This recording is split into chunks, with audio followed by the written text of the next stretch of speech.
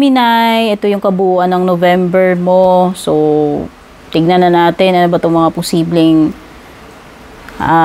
may encounter mo, mga paparating sa iyo, no, yung overall energy, what needs to be done, possible outcome, etc. But before that, Gemini, handa mo yung panulat mo at papel.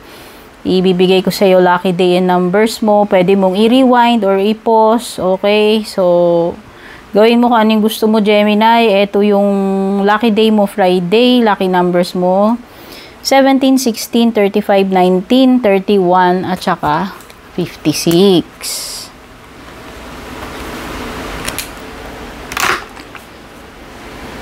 Yan. Kunin muna natin yung overall energy ninyo ngayong November.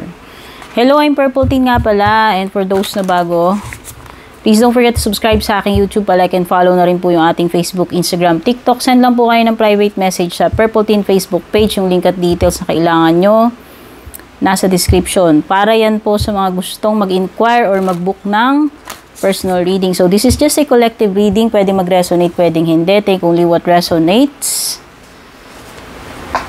Ikaw pa rin ang merong kapangyarihan pagdating sa kahihinat na ng buhay mo. Gawin mo lang guide ito, Gemini, no? Itong mga readings na ito ay hindi guaranteed na totoo or magkakatotoo. Bottom line, ikaw ang may power sa buhay mo. Ikaw ang gagawa ng ikababago ng kalagayan ng sitwasyon mo.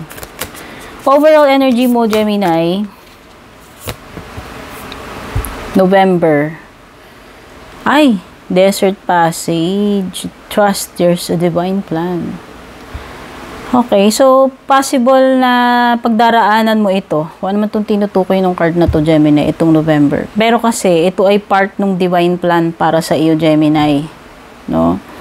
Hindi natin alam what's cooking or naghihintay para sa iyo in the future, pero siguro kailangan mong pagdaanan to, part nung ano nga, yun nga, yung divine plan. Kailangan pagdaanan mo to bago mo marating yung nakalaan para sa iyo. No? So, ayan, pwede nga lang may, syempre, disyerto. Pag disyerto, alam naman natin na hindi komportable, mainit, no? Wala masyadong source ng tubig. Wala masyado o wala, hindi ko alam, no? Pero, ibig sabihin lang, hindi magiging madali itong proseso na to or pagdaraanan mo. Possible na ganun, Gemini. Okay, o at least mapaghahandaan mo. No? So, what's next for you itong November? Ano ba yung mga next na pwedeng mangyari or dapat gawin? What's next for you, Gemini, is crossing bridges. Pagtawid. Parang related nga siya dito sa disyerto, actually, Gemini. Rough road or disyerto itong pagdaraanan mo. Tapos talagang may may crossover or paglipat, no? Paglipat. May healing din na binabanggit dito. May releasing. Syempre pag tatawid ka na doon sa tulay, lilipat ka na ng kumbaga yung tulay, yun lang yung passage mo para makarating doon sa susunod na destination mo. So, pwedeng nagta-transition ka, yun yung susunod dito sa November mo, Gemini. No? May transitioning. At syempre, naniniwala naman ako, itong transitioning na to, para sa ikakabuti mo. No? Maaaring ito ay parang mala Six of Swords energy, no? Na you are moving towards a better place. A better outcome or situation. So, pwedeng may maganda naghihintay sa iyo dito, Gemini, once na naka-crossover ka na dito sa bridge na yan. Pero, yun nga, gaya ng sinasabi dito sa desert passage, may mga possible na hindi madali, no, na pagdadaanan, no. Pero, as long as naniniwala ka na kakayanin mo yan, di ba? Tignan naman natin what needs to be done, no? Gemini, ano ba yung dapat gawin? Itong November. Anong dapat gawin?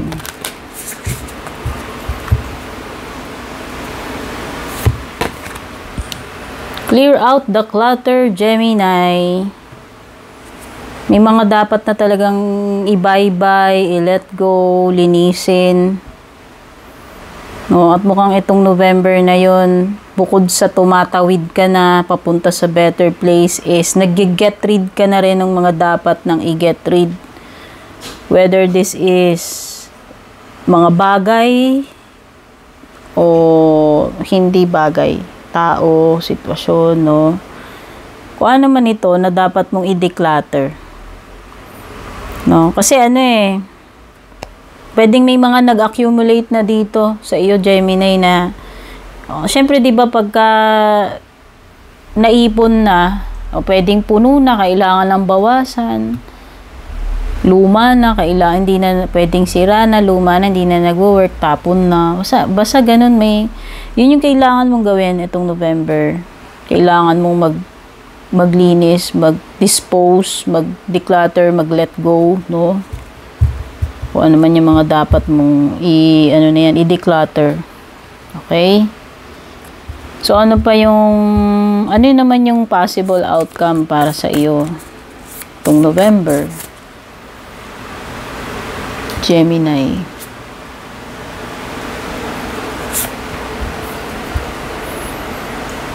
Wow! Uncovering treasure.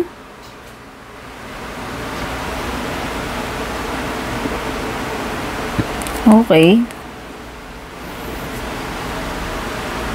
Mukhang may madidiscover ka na dito, Gemini, napakaganda, napaka-valuable para sa iyo.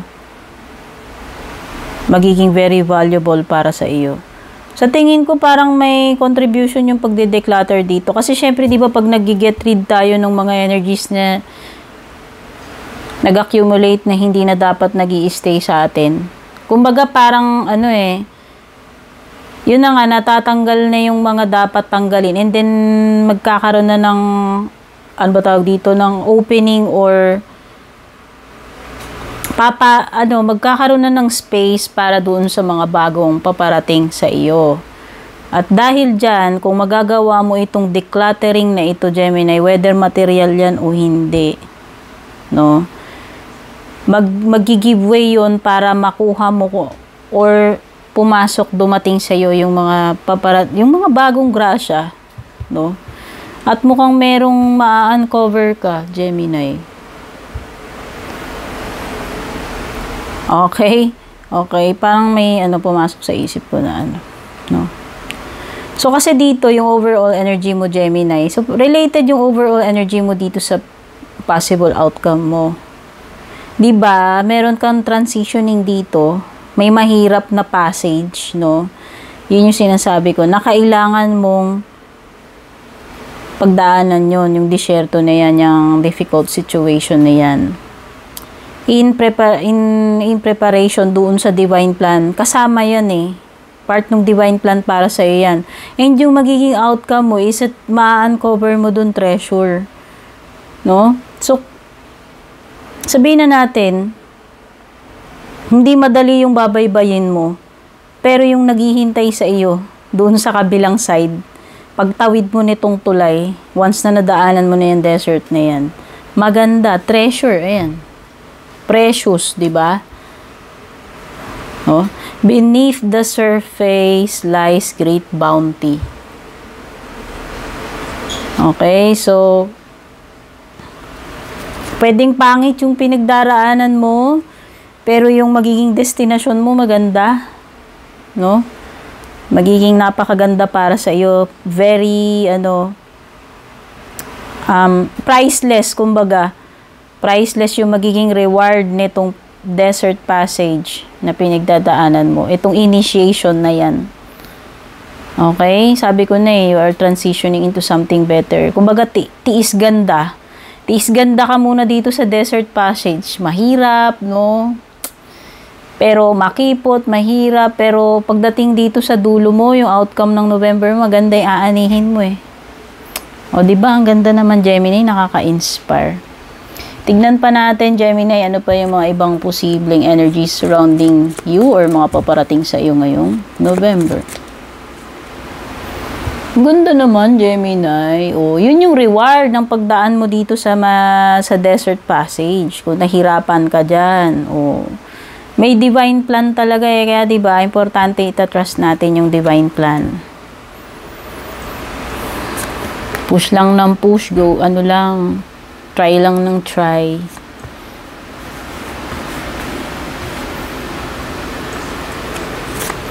Oo, alam mo itong November, ito na yung makakaalis ka rin eventually sa mahirap na kalagayan mo, sa sitwasyon mo, Gemini. Ayan, no, pale. Oh, getting out of a situation. 'Di ba? Time to get out of a situation. Oh. Ito na rin yung tinutukoy ni crossing bridges kasi kailangan mo nang tumawid, 'di ba? Yung sinasabi ko. Kailangan mo nang tumawid kasi may maganda naghihintay sa kabila. Tapos kailangan mong i-get rid yung mga dapat i-get rid. Tapos yung pinaka-outcome mo naghihintay sa iyo yung precious. O, diba? Precious. Ay, ayan o. Meron ka pang successful outcome pagdating sa problema. Makakahanap ka talaga ng solusyon. Ayan, susi yan. Ibig sabihin, ma-unlock mo yung solution dun sa problema mo eh. No? Ay, may wish granted ka pa, November, Gemini. Ang gaganda naman. May mga forces working against yung ngalan, Gemini. Pwedeng may mga kalaban dyan. Gumagawa ng mga hocus-pocus. Kahit hindi tao ito, ibig sabihin meron lang mga umaali-aligid na mga forces dyan para mahirapan ka or whatever. Hindi ko alam. No? Pero maganda yung outcome mo. Ibig sabihin magwawagi ka eh. So, pagdating naman sa love life mo ngayong November, Gemini,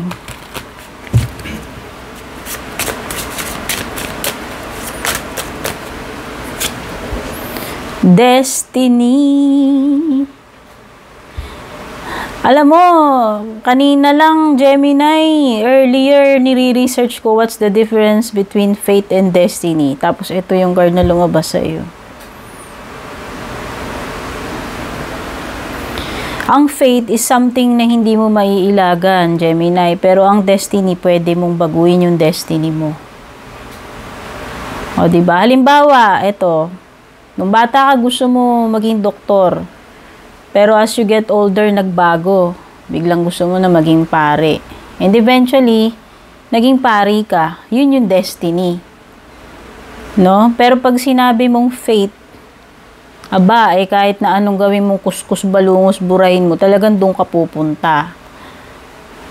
Okay? So, ibig sabihin lamang nito, binabanggit dito sa love life mo, nagkakaroon ka daw dyan ng struggle to find the right path or person. Alam mo, siguro masasabi ko lang dyan, kung hindi mo pa nahahanap yung destiny mo, let go mo muna yung grip mo doon. Kasi ako naniniwala ako na yung tamang person, darating at darating sa iyo yan. Hindi mo kailangang i-force. Luwagan mo yung grip mo. Hayaan mo lang mag-flow. Diba may divine plan naman para sa lahat ng bagay. So yun yung nabi ko. Pwedeng iba sa inyo dito nag-i-struggle kayo. Hindi ko alam, nai-stress ba kayo sa buhay nyo? Hanggang ngayon, hindi ko pa nahanap yung destiny ko, yung the one ko, yung forever ko. Yan. Baka iba mga ganun. Daming buntong hininga, no? So, yun lang. Parang yun lang yung overall energy mo pagdating sa love life, Gemini, itong November. Pero tignan na natin yung closing message advice para sa iyo.